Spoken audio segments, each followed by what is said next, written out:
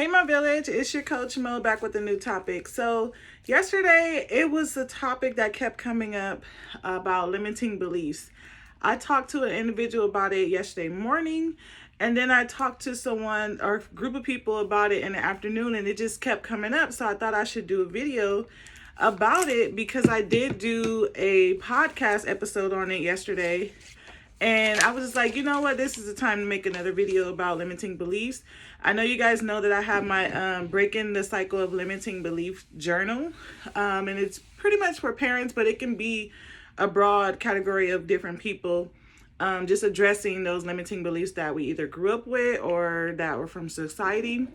But first, I wanted to educate people. They ask, what is a limiting belief? So limiting beliefs are thoughts or a state of mind. It's pretty much a mindset that you think is absolutely true, and it stopped you from doing certain things. So to me, I can sum it up as fear, because fear, it does the same thing as a limiting belief. It stops you from proceeding on trying to be successful because you feel like you can't. So limiting beliefs can be about how the world works. It can be ideas. It can be how you interact with people. A few examples. Number one, which is the main one I hear all the time, that people say, I'm not good enough. They feel like they're not good enough, especially when it comes to business. They feel like, oh, I can't charge those prices because people don't want to pay those prices, or my audience can't afford those prices. That might not necessarily be your audience. You do have to know your ideal client and how they shop, things like that, but I'll do another video going deeper on that later.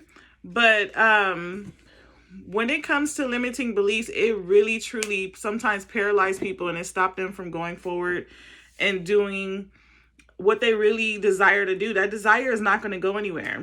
God put that desire in you, and it's going to keep bothering you because you're not doing what you're supposed to be doing, or what you're created, who you're created to be. Another limiting belief is I'm not, or I'm too young to be like a manager or a boss or be a business owner. Another big one is I don't have enough time. People always say this, like, oh, I don't have time to do this, or like when they're, especially entrepreneurs, like, oh, I don't have enough time to do this or do that and run a business and raise kids. It's not that you don't have enough time. You just don't know how to manage your time to be able to put time into what you really want to do. So I want to talk about belief can be like, it can also be trust or faith in something.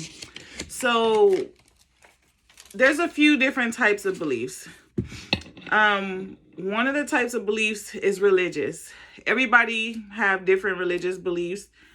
That's just natural. There's different religions, things like that. There's political beliefs, there's societal beliefs, there's philosophical beliefs, and there's spiritual beliefs. Each person have the right to believe in whatever they want to believe in. But it's always good to try to tap into why you feel that way, why you think that way, why your mindset is pulling you to believe certain things.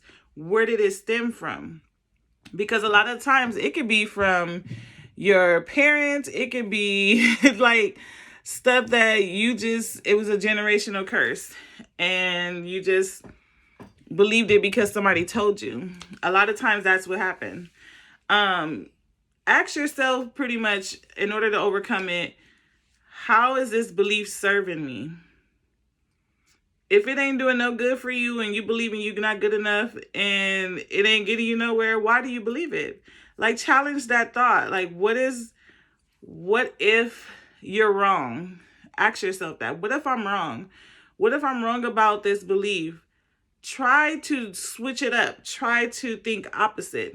What if I am good enough? Then how do I see my life? It's all about your mind, your mindset switch. Try to think the opposite of what you feel or what you've been told, because a lot of people believe it because they've been told you're not good enough, you're ugly, you don't deserve love, you'll never make that much money. It's because they are having limited beliefs and they never seen someone accomplish it, because everybody that they're around in their circle have that same broken mindset. So you have to think outside the box. You have to think, what if this? And put the opposite in that, fill in that blank. Um, it just, it really, it's really difficult to look at people, especially in the entrepreneur world, who don't feel like they can get certain things or have certain things, or even people that always say, I want to be a business owner, but I don't know where to start. You do know where to start. You just have to start doing the work to seek what's your purpose. You have to do research. You have to do prayer. I prayed about everything. God, show me what you want me to do. Show me my purpose. Show me who my ideal client is.